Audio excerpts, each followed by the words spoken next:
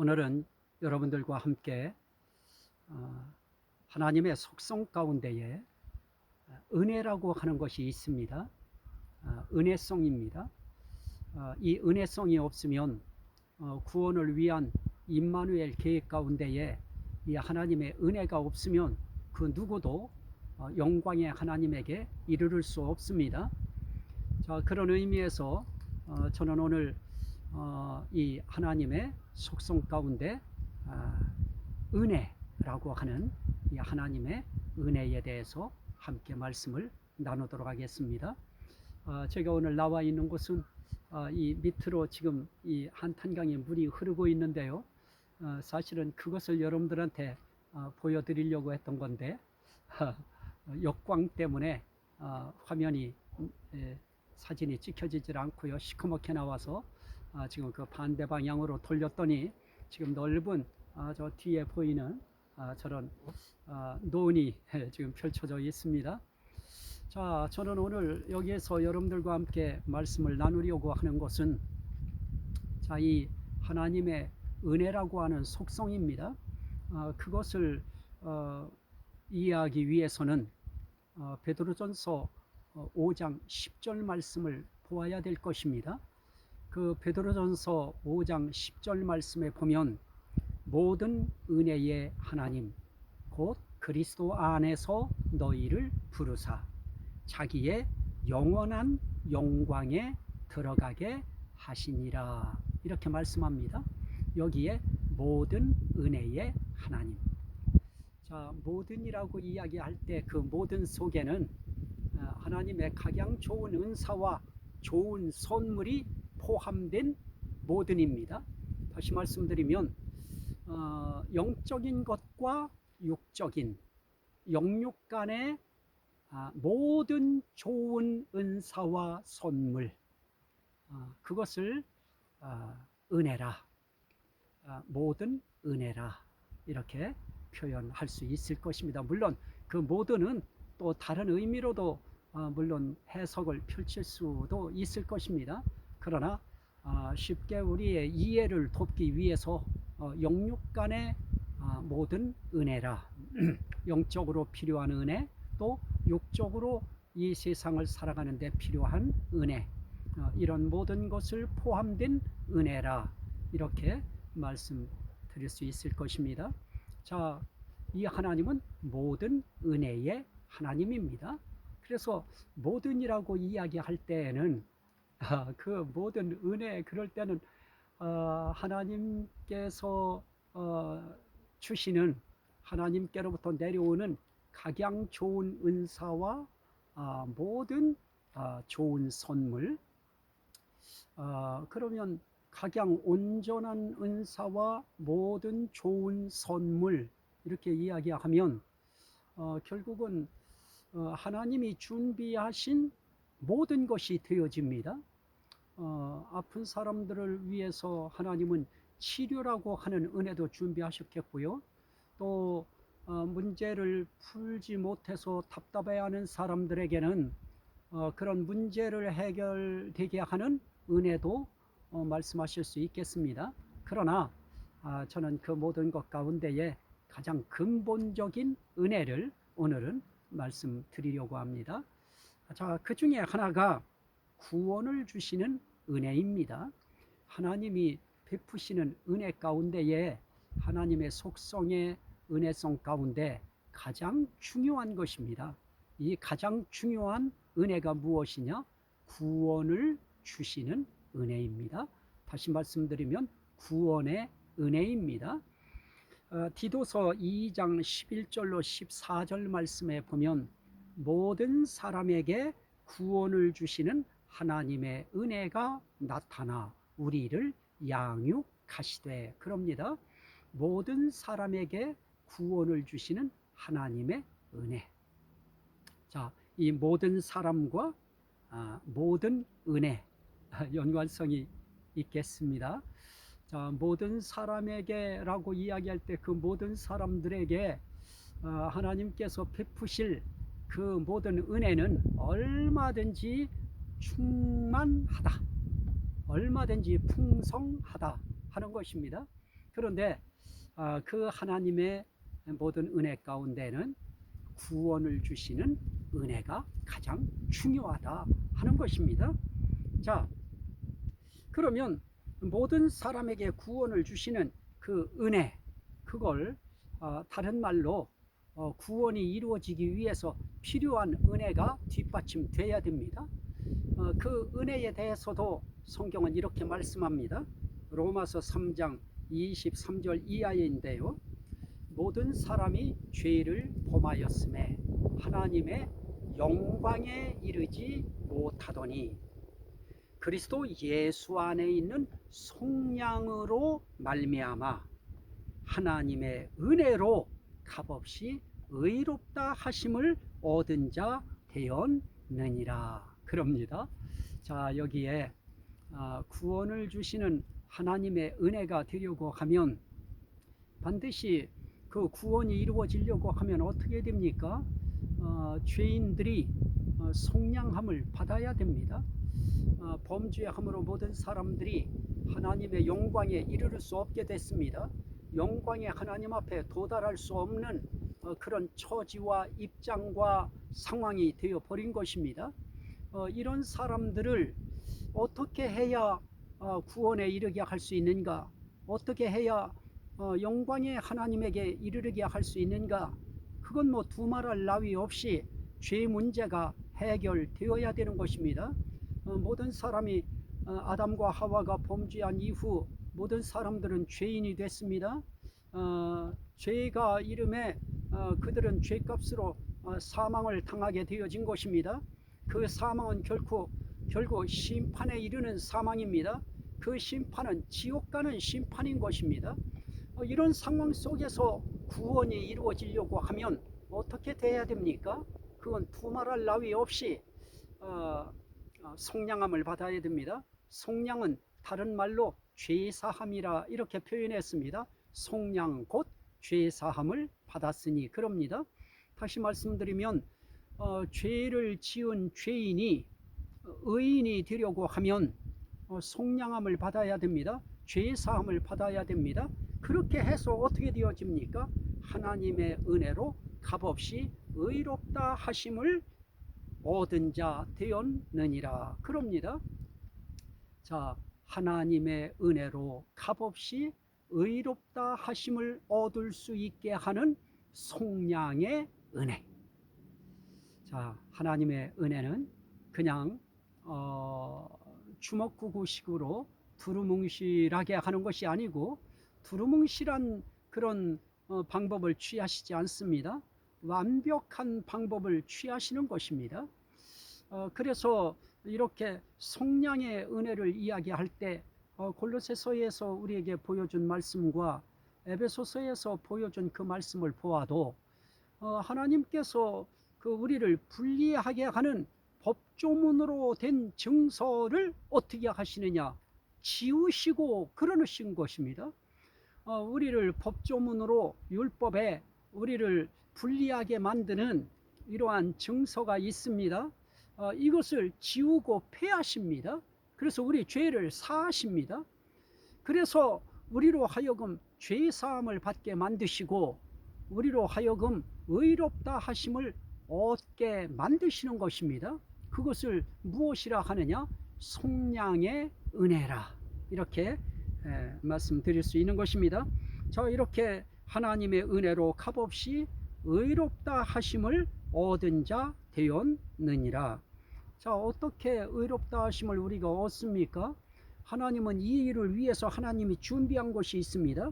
이 예수를 하나님이 그의 피로 말미암는 화목제물로 세우셨으니 그럽니다. 하나님께서는 값없이 의롭다 하심을 얻는 속량의 은혜를 베푸시기 위하여 하나님께서 예수 그리스도를 화목제물로 세우셨습니다. 그래서 이는 하나님께서 길이 참으시는 중에 전에 지은 죄를 간과하심으로 자기 의로우심을 나타내려 하심이니 그럽니다. 자, 예수님을 화목제물로 세우시면 어떤 현상이 나타납니까? 그걸 통해서 하나님의 무엇이 드러납니까? 하나님은 그렇게 말씀합니다. 하나님이 길이 참으시는 중에 전에 지은 죄를 간과하심으로, 이 간과하신다고 하는 의미가 중요합니다. 하나님의 속량 은혜, 그 은혜 속에는 이 간과하시는, 죄를 간과하시는 은혜가 있는데요. 죄를 간과하시는 것은 무엇입니까? 자세하게 죄를 뜯어보시는 것이 아닙니다. 자세하게 철저하게 죄를 따져보시는 것이 아닙니다. 그냥 거기에 별 의미 두지 않고 제껴놓는 것입니다. 그것을 그냥 이렇게 보시고 그냥 이렇게 지나가시는 것입니다. 결국은 죄를 뜯어서 너는 이 죄에 해당하니까 너는 이제 끝이야 이러시지 않고 죄를 간과하셔요. 지나쳐 가시는 것입니다. 거기에 그렇게 주목하시지 않는 것입니다. 그렇게 하심으로 무엇을 하십니까? 자기의 의로우심을 나타내려 하심이니. 자, 자신만 의로우십니까? 아닙니다. 자기도 의로우시며 또한 예수 믿는 자를 의롭다 하려 하심이라. 자, 이게 하나님이 값없이 의롭다 하심을 받게 하시는 하나님의 속량의 은혜인 것입니다. 그 속량의 은혜를 통해서 하나님도 의롭다 하심을 나타내시고 하나님의 의로움을 나타내시고 또 믿으면 됩니다. 믿는 자를 의롭다 하려 하심이라. 어려운 조건 구비구비 갖춰서 뭐 하나 대출 한번 받으려고 하고 또 무슨 뭐라도 받아보려고 하면 얼마나 갖춰야 될 서류들이 많습니다. 참 조건들이 얼마나 많은지요. 참 갖춰야 될 것들이 많습니다. 그거 준비할 줄 몰라서도 그런 일 하나 할 수 없는 이런 세계에 우린 지금 살고 있습니다. 그런데 하나님은 그런 어려운 조건 제시하지 않습니다. 믿는 자는 의롭다 하시는 하나님의 간과하심의 은혜, 죄를 간과하시고 의롭다 하시는 은혜. 이건 정말 이걸 입은 사람들은 은혜 위에 은혜로라 하는 이 고백을 아니할 수가 없는 것입니다. 그 사람 가운데에 저와 바로 이 말씀을 듣는 여러분들이 속해 있다고 하면 우리는 정말 하나님 앞에 할렐루야를 우리는 두 손 들어 외칠 수밖에 없는 것입니다. 고마워할 수밖에 없는 것입니다. 자, 그러면 구원을 주시는 하나님의 은혜, 그 은혜가 무엇이냐, 어떻게 구원이 이루어지느냐 할 때 속량하시는 하나님의 죄를 간과하시는 은혜가 있다고 했습니다. 그건 어렵게 얻어지는 은혜가 아니고 그 효력은 믿으면 얻는 은혜인 것입니다. 저는 이 말씀을 들으시는 모든 시청자 여러분들께서 이 은혜를 모두 다 믿음으로 얻으시기를 주의 이름으로 축원합니다. 정말 어려운 거 없습니다. 예수 그리스도를 믿으시면 되는 것입니다. 하나님의 이 은혜의 역사를 믿으시면 되는 것입니다. 그가 보내신 화목제물이신 예수 그리스도의 십자가에 달려 돌아가신 그 역사를 믿으시면 되는 것입니다. 그러면 의롭다 하심을 받고 죄가 간과하심을 받아서 우리는 값없이 속량함을 받을 수 있게 되어지는 것입니다. 또 이렇게 구원을 주시는 하나님의 은혜는 결국 속량하시는 은혜인 것입니다. 그 속량하시는 은혜는 우리에게 무엇으로 나타납니까? 디도서 3장 4절 이하에 보면 우리 주 하나님의 자비와 사람 사랑하심이 나타날 때에 우리를 구원하시되 우리가 행한 바 의로운 행위로 말미암지 아니하고.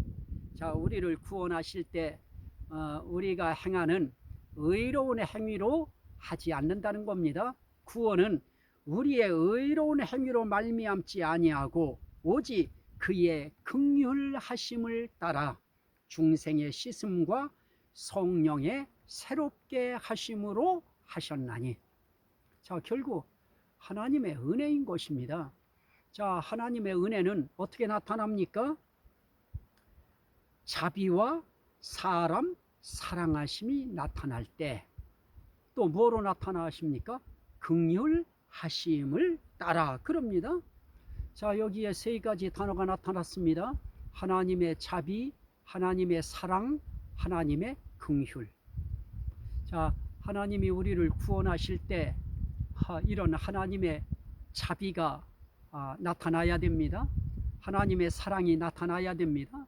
하나님의 긍휼이 나타나야 되는 것입니다. 자, 이것은 결국은 하나인 것입니다. 하나님의 사랑은 자비입니다.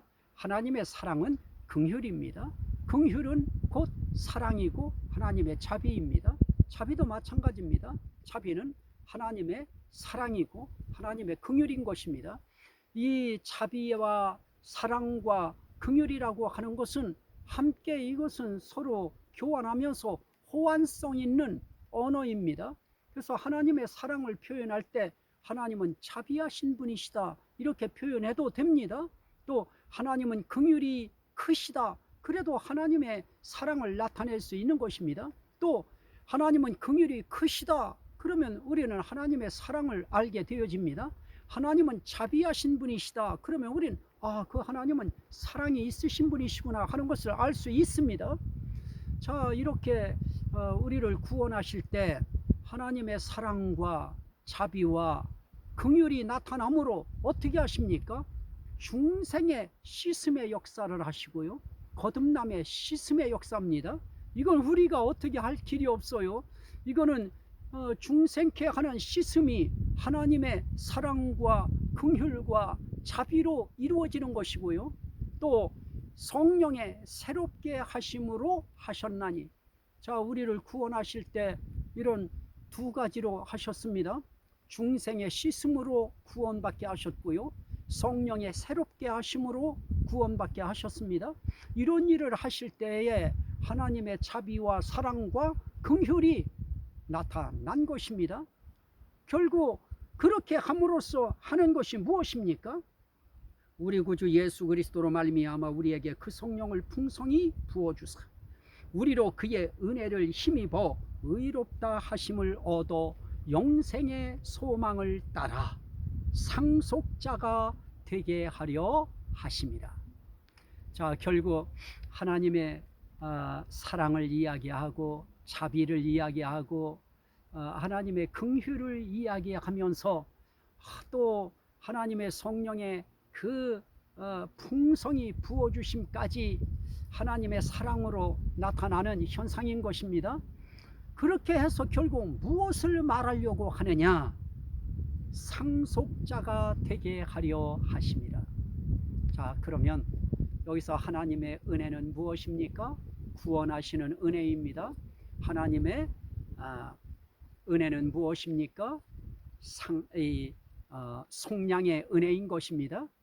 또 하나님의 은혜는 무엇입니까? 상속자가 되게 하시는 은혜인 것입니다. 상속자는 무엇입니까? 하나님의 기업을 받을 수 있는 아들이 되는 것입니다. 하나님의 기업을 받을 수 있는 자녀가 되는 것입니다. 그렇다고 하면 오늘 우리 인생길에 이 하나님의 은혜라고 하는 이 은혜의 속성이 역사하시지 아니하면 우리를 구원하시는 구원의 은혜가 나타날 수 없습니다. 결국 구원의 은혜가 없이 이 속량함의 은혜도 나타날 수 없고요. 또 상속자가 되게 하시는 은혜도 나타날 수 없는 것입니다. 결국 하나님의 은혜성이 작용하므로 우리를 구원하셔서 결국 어디까지 데려가십니까? 상속자가 되게 하시는 거기까지 가시는 것입니다. 그래서 상속자가 되어졌다고 하는 것은 아버지의 나라를 상속받을 수 있는 자가 되는 것입니다. 그리스도의 나라를 상속받는 자가 되어진 것입니다. 그래서 우리는 그 하나님을 일컬어 그 은혜가 너무 크기 때문에 하나님의 은혜로 있을 데 없는 자. 그래서 우리는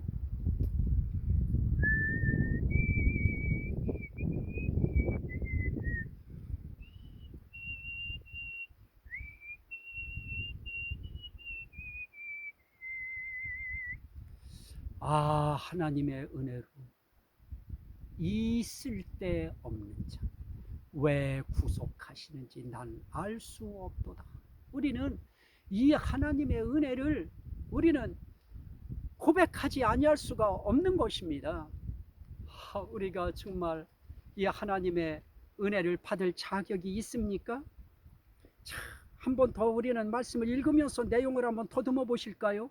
베드로전서 5장 10절에 뭐라고 했습니까?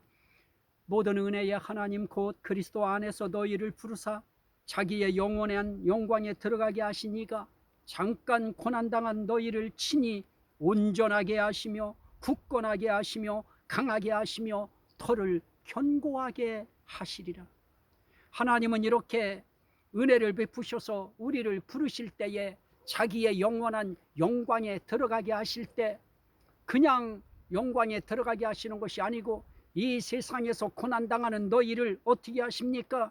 친히 온전하게 하시며 굳건하게 하시며 강하게 하시며 견고하게 하셔서 하나님 나라에 들어가게 하시는 것입니다. 은혜인 것입니다. 구원을 주시는 하나님의 은혜는 어떻습니까? 모든 사람에게 구원을 주시는 하나님의 은혜가 나타나 우리를 양육하시되 경건하지 않은 것과 이 세상 정욕을 다 버리고 신중함과 의로움과 경건함으로 이 세상에 살고 복스러운 소망과 우리의 크신 하나님 구주 예수 그리스도의 영광이 나타나심을 기다리게 하셨으니 그가 우리를 대신하여 자신을 주심은 모든 불법에서 우리를 속량하시고 우리를 깨끗하게 하사 선한 일을 열심히 하는 자기 백성이 되게 하려 하심이라. 자, 보십시오. 이렇게 하나님께서는 구원을 위하여 하나님의 은혜가 나타날 때 우리를 양육해 가시는데 어떻게 양육해 가십니까? 모든 불법에서 우리를 속량하시고 우리를 깨끗하게 하시고 우리를 선한 일을 열심히 하는 자기의 친백성이 되도록 하나님께서 우리를 양육해 가신다고 하는 것입니다. 우리는 하나님 앞에서 우리는 선한 일을 열심히 하는 하나님의 백성이 되게 살아가면 되는 것입니다. 그 하나님이 그렇게 우리를 양육해 가실 때 어떻게 하십니까?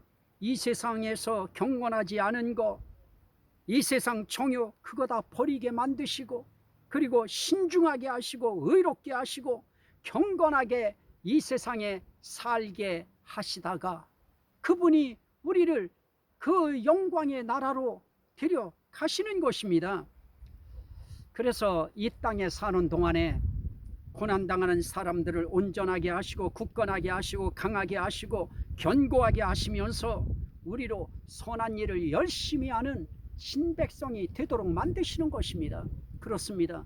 오늘 이 땅에서 우리가 정말 하나님의 이 은혜를 입었고 구원의 은혜를 입었다고 하면 구원받은 속량함을 받은 또 하나님의 상속자의 은혜를 받은 그런 사람들의 삶은 어떠해야 되겠습니까? 고난 속에서 그냥 좌절하고 쓰러지고 넘어지고 그까진 말 한마디 때문에 쓰러지고 그래서야 되겠습니까? 우리는 하나님 앞에 정말 하나님의 백성으로서의 하나님의 선한 일을 위하여 선한 일 중에 가장 선한 일이 무엇입니까? 이 세상 그 모든 선한 일 가운데 가장 선한 일은 주님을 위하여 사는 것입니다. 그리스도를 위하여 사는 것입니다. 하나님을 위하여 사는 것입니다. 그게 가장 선한 일을 하는 것입니다. 그 일 가운데 가장 선한 일이 무엇입니까?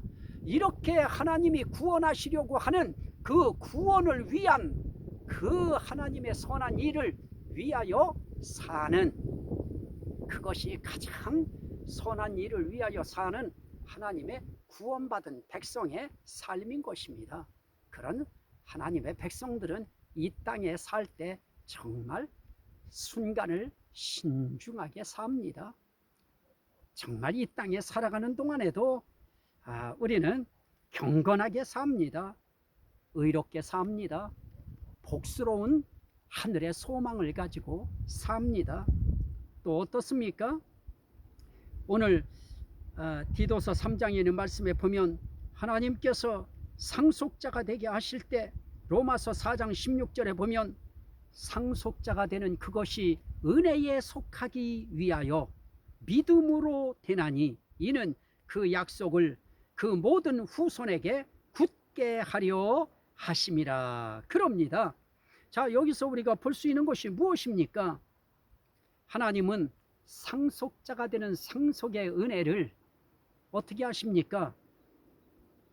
믿음으로 되게 만드셨습니다. 행위로 되게 만드시지 않고 상속자 되게 하는 것도 믿음으로 되게 만드셨고, 의롭게 되는 것도 믿음으로 되게 만드셨고, 결국 믿음인 것입니다. 우리를 위하여 이렇게 구원의 은혜를 베푸시는 그 하나님, 그 은혜, 이거를 하나님 앞에 깨달은 사람들은 나를 위하여 예수 그리스도를 속건제물로 보내셨다. 그 속건제물이 되어 이 땅에 오신 그 예수 그리스도의 십자가의 희생의 은혜, 이거 깨닫고 우리 이 땅에서 그 하나님을 믿는 것입니다.